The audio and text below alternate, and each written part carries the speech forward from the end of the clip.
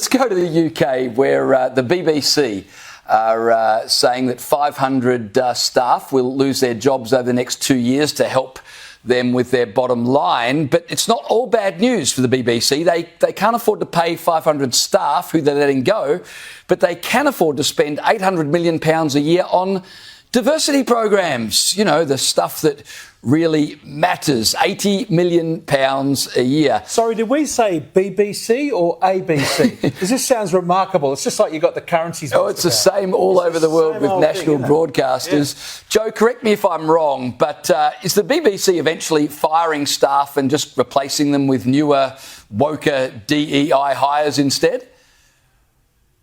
Well, look, we had a similar thing that happened at the ABC when they got rid of Andrew Probyn and replaced him with, you know, digital producers. I think one of the issues for mainstream media organisations today is that we do have to do more with less. There are more people tuning out of mainstream media, looking at other sources of media. But public broadcasters, compared at least to the private sector, are in a relatively luxurious position.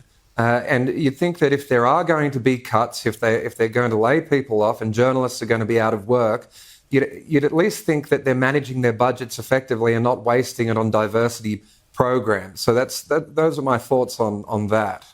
Well, their diversity programs, Jason, are very important to them because they want 25% of all their staff to either be ethnic, disabled, or from a lower socio-economic part of town. Is that a good plan for building a news organisation? Well, look, I can only relate the Australian experience. The removal of the, pale, stale and males out of the ABC, they did plenty of that, and they moved a lot of people on, and all that's happened is the organisation has gone to the shit.